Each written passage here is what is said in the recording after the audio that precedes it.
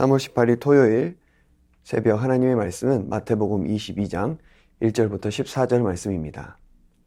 예수께서 다시 비유로 대답하여 이르시되 천국은 마치 자기 아들을 위하여 혼인잔치를 베푼 어떤 임금과 같으니 그 종들을 보내어 그 청한 사람들을 혼인잔치에 오라 하였더니 오기를 싫어하거늘 다시 다른 종들을 보내며 이르되 청한 사람들에게 이르기를 내가 오찬을 준비하되 나의 소와 살찐 짐승을 잡고 모든 것을 갖추었으니 혼인잔치에 오소서 하라 하였더니 그들이 돌아보지도 않고 한 사람은 자기 밭으로 한 사람은 자기 사업하러 가고 그 남은 자들은 종들을 잡아 모욕하고 죽이니 임금이 노하여 군대를 보내어 그 살인한 자들을 진멸하고 그 동네를 불사르고 이에 종들에게 이르되 혼인잔치는 준비되었으나 청한 사람들은 합당하지 아니하니 내 거리 길에 가서 사람을 만나는 대로 혼인잔치에 청하여 오라 한대 종들이 길에 나가 악한 자나 선한 자나 만나는 대로 모두 데려오니 혼인잔치에 손님들이 가득한지라 임금이 손님들을 보러 들어올세 거기서 예복을 입지 않은 한 사람을 보고 이르되 친구여 어찌하여 예복을 입지 않고 여기 들어왔느냐 하니 그가 아무 말도 못하거늘 임금이 사환들에게 말하되 그 손발을 묶어 바깥 어두운 데에 내던지라 거기서 슬피 울며 이를 갈게 되리라 하니라. 청함을 받은 자는 많되 택함을 입은 자는 적으니라. 아멘. 하나님 나라는 누구에게나 열려 있습니다. 가난하다 하여 무시하지 않고 병들었다 하여 외면하지 않습니다.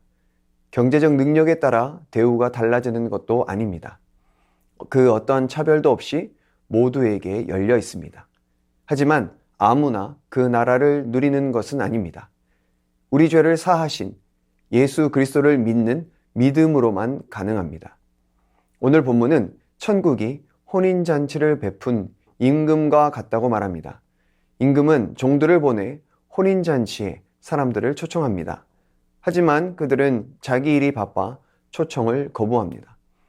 왕은 포기하지 않았습니다. 이제는 종들을 길거리로 보냅니다. 만나는 모든 사람을 초청합니다. 그 어떤 차별도 없습니다. 만나는 대로 사람들을 혼인잔치로 데려옵니다.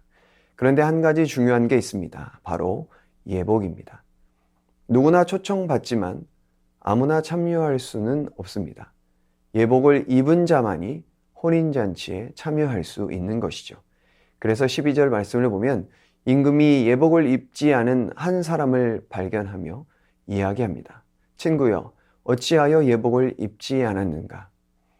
길거리에서 만나 바로 초청되었기 때문에 예복을 준비할 수 없습니다. 그런데 이렇게 묻는 이유가 무엇일까요? 고대 사회에서는 왕이 손님들에게 예복을 제공했습니다. 이 사람은 제공된 옷을 입지 않음으로써 주인을 모욕하고 있는 것이죠. 왕이 제공하는 은혜를 의도적으로 거부했음을 보여줍니다. 그렇습니다. 하나님 나라는 모두에게 열려 있습니다. 많은 사람들이 초청을 거부하지만 하나님께서는 포기하지 않으십니다. 오늘도 여전히 사람들을 하나님의 나라로 초청하고 계십니다. 하지만 아무나 하나님의 나라를 누릴 수는 없습니다. 예복이 필요합니다. 우리가 입어야 할 예복은 예수 그리스도의 의의 옷입니다. 나의 지식과 능력이 아닙니다. 아무리 지식과 학식이 뛰어나도 부와 명예를 자랑해도 소용없습니다. 하나님의 나라는 나의 능력이 아닌 하나님의 은혜이기 때문입니다. 그래서 믿음으로 의의 옷을 입어야 합니다. 믿음으로 의의 옷을 입지 않으면 결국 심판을 당하게 되어집니다. 밖으로 쫓겨나 슬피 울며 이를 갈게 되는 날이 오게 되는 것이죠. 복음은 믿는 자들에게는 회복의 소망이 되지만 믿지 않는 자들에게는 영원한 심판이라는 절망을 안겨줍니다. 청함을 받은 자는 많으나 택함을 입은 자는 적다고 말씀하십니다. 많은 사람들이 하나님 나라의 초청을 거부합니다. 세상적 가치를 쫓다 보니 하나님 나라의 가치를 싫어합니다. 입으로는 그리스도인이라 말하지만 사실 자기의 의와 공로를 자랑하는 사람도 많이 있습니다. 택함받은 백성, 즉 하나님의 나라를 누리는 사람은 예수 그리스도의 의의 옷을 입은 사람이어야만 합니다. 그러니 자랑할 것이 없는 것이죠. 구원은 나의 능력과 재력이 아니라 하나님의 은혜이기 때문입니다.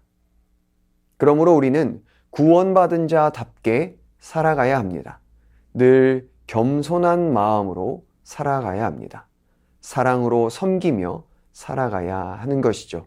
왜냐하면 하나님께서는 오늘도 우리를 통해 세상 사람들을 하나님 나라로 부르시기 때문입니다. 오늘 하루도 그렇게 하나님 나라의 초청장으로 쓰임받는 복된 하루가 되기를 예수님의 이름으로 축복합니다. 이 시간 말씀 의지하여 함께 기도하겠습니다. 하나님 나라로 우리를 부르신 주님 감사합니다. 나의 공로가 아니라 하나님의 은혜임을 기억하며 날마다 겸손과 감사로 살게 하여 주옵소서. 마지막 날 심판이 있음을 기억하며 믿지 않는 자들을 위하여 기도하며 섬기게 하옵소서. 늘 사랑하며 살아가는 우리의 삶을 통하여 하나님 나라 증거하게 하옵소서. 이 시간 말씀 의지하여 함께 기도하겠습니다.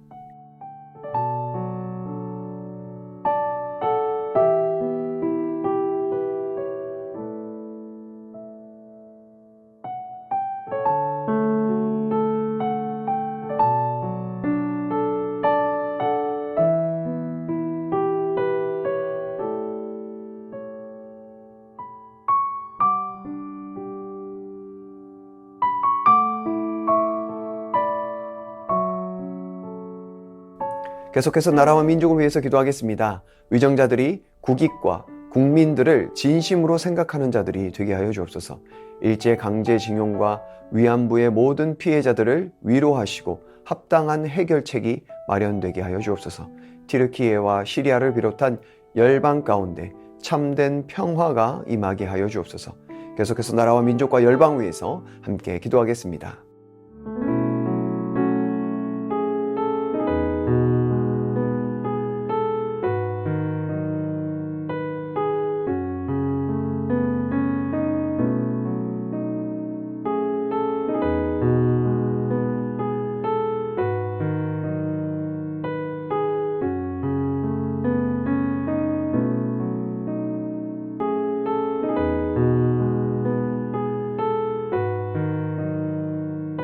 계속해서 교회를 위해서 기도하겠습니다. 주의 사랑으로 충만하여 그리스도의 몸을 세워가기에 힘쓰는 교회 되게 하여 주옵소서. 날마다 교만하지 않고 주님 닮고자 애쓰는 우리 모든 성도들 되게 하옵소서. 담임 목사님 날마다 성령으로 충만케 하여 주시고 교사, 교구, 순장들에게 지혜와 능력을 덧입혀 주옵소서. 계속해서 교회를 위해서 함께 기도하겠습니다.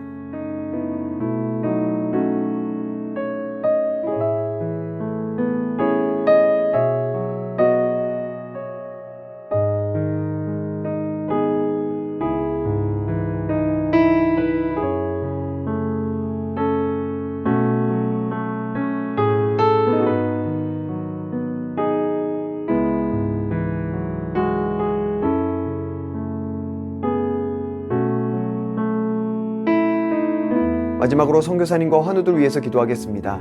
K국 연미족 정부흥 선교사님, 정선미 선교사의 작년 교통사고 후유증이 온전히 치유되게 하여 주옵소서.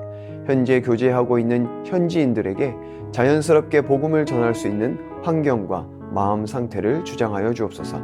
환우들 위해서 기도하실 때 청소년부 김하영 자매님, 차영미 권사님, 이기범 집사님, 강동엽 어린이, 권호순 권사님, 이민환 권사님, 신혜남 권사님, 추명우 성도님, 추승민 형제님, 이춘실 집사님, 김인혜 집사님, 최혁계 성도님, 이길태 집사님, 김찬준 집사님, 김영자 권사님, 정승군 권사님, 김봉남 권사님, 김광순 권사님, 박문천 집사님, 노성빈 형제님, 최혜랑 집사님 아버님, 환우들의 몸과 마음을 회복시켜 주옵소서.